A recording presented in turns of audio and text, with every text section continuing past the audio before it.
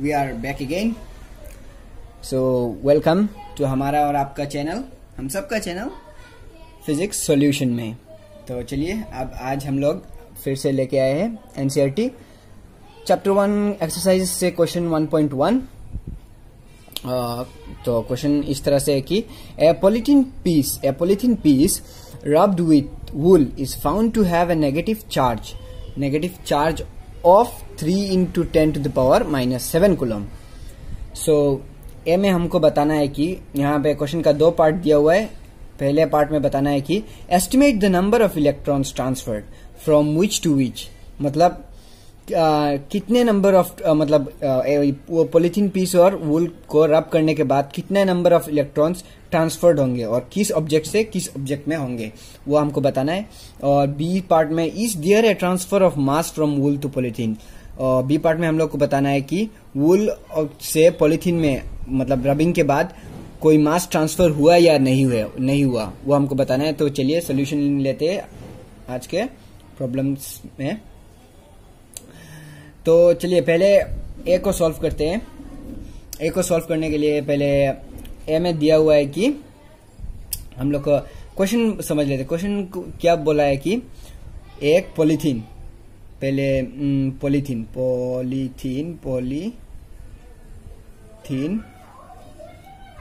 और वूल में के बीच में रबिंग हुआ है, मतलब पकड़ लेते हैं ऐसा, रबिंग वूल के बीच में।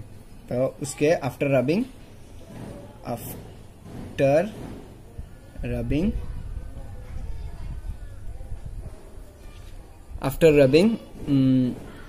पॉलीथीन में नेगेटिव चार्ज क्रिएट हुआ है। पॉलीथीन नेगेटिव चार्ज गेन किया है, कितना? ये नेगेटिव चार्ज गेन किया है, negative charge of 3 into 10 to the power minus 7 coulomb, इतना नेगेटिव चार्ज गेन किया है। तो यहाँ पे क्लियर है, अगर पॉलीथीन नेगेटिव चार्ज गेन किया है तो इसका मतलब सिंस लिख लेते हैं since the polythene is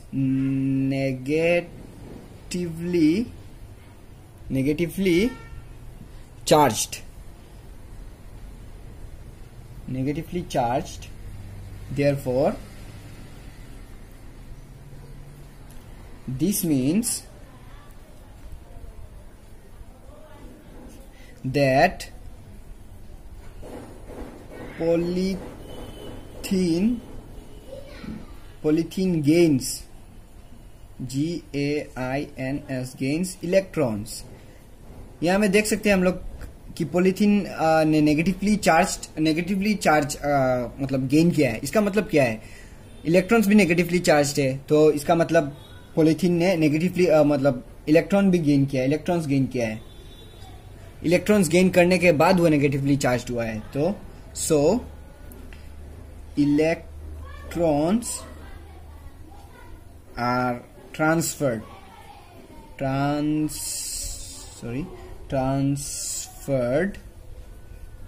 from wool to polythene। So ये इस पार्ट का आंसर है कि इलेक्ट्रॉन्स किस ऑब्जेक्ट से किस ऑब्जेक्ट में ट्रांसफर हुआ है, ये लिखा है, इस पार्ट का आंसर है ये। तो चलिए अभी पूछ रहे नंबर ऑफ इलेक्ट्रॉन्स कितना ट्रांसफर हुआ है एस्टिमेट करने के लिए। उसके लिए हम लोग जानते हैं कि एक चार्ज मतलब कितना क्वांटाइजेशन में चार्ज में हम लोग एक फॉर्मूला लिए थे कि Q is equal to NE। Q charge मतलब charge of an object is equal to number of electrons times charge of an electron. कितना चार्ज गेन किया है वो बताने के लिए। तो यहाँ में कितना इलेक्ट्रॉन्स गेन किया है वो बताने के लिए हम लोग इस फॉर्मूला से भी यूज कर सकते हैं कि N is equal to charge by charge of electron, charge of object by charge of electron. तो नंबर ऑफ इलेक्ट्रॉन्स निकल जाएगा ये हमसे। तो इसके बाद which is equal to charge of electron कितना दिया है 3 into 10 to the power minus 7 coulomb और चार्ज ऑफ इलेक्ट्रॉन कितना है 1.6, वो तो हम सब जानते हैं कि 10⁻⁹ कूलम। तो आप लोगों को मतलब सॉल्व करने के बाद कुछ ऐसा दिखेगा कि 1.875 इंटू 10⁻12 इलेक्ट्रॉन्स, इतना इलेक्ट्रॉन्स वूल से पॉलीथीन में ट्रांसफर हुआ है। तो नंबर ऑफ इलेक्ट्रॉन्स कितना ट्रांसफर हुआ है वूल से पॉलीथीन में 1.875 इंटू 10⁻12 इलेक्ट्रॉन्स ट्रांसफर हुआ है। तो चलिए, अगर आप स्क्रीनशॉट लेना चाहते हैं तो ले लीजिए। चलिए नेक्स्ट की तो और चलते हैं। ये गाइस, अभी ए पार्ट का तो सोल्यूशन कर लिया हम लोग ने। तो बी पार्ट में हम लोग को ये बताना है कि मतलब कितना मास वूल से पॉलीथीन में ट्रांसफर हुआ है। तो चलिए इसको कि मतलब कितना मास मतलब मास ट्रांसफर हुआ है या नहीं, वो हम लोग को बताना है। तो चलिए यहाँ पे आंसर होगा कि yes, there is a transfer of very मतलब very small mass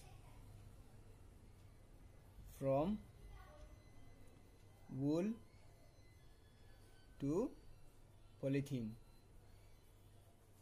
ए पार्ट में हम लोग ने देख लिया है कि कितना इलेक्ट्रॉन्स ट्रांसफर हुआ है। तो इलेक्ट्रॉन्स का मतलब वेट भी तो होता है ना। तो अगर इलेक्ट्रॉन्स ट्रांसफर हुआ है तो ऑब्वियसली मास ट्रांसफर हुआ होगा।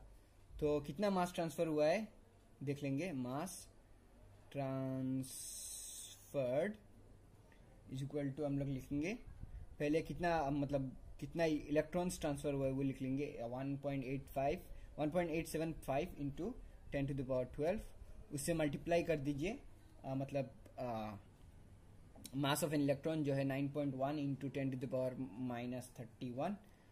तो इसका आंसर ऐसा निकलेगा कि 1.7065 इंटू 10⁻18 kgs।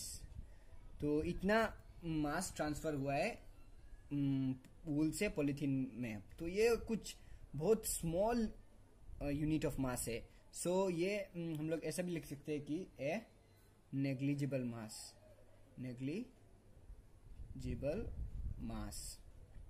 बहुत एक मतलब छोटा सा यूनिट ऑफ मास ट्रांसफर हुआ है। तो this is the required answer.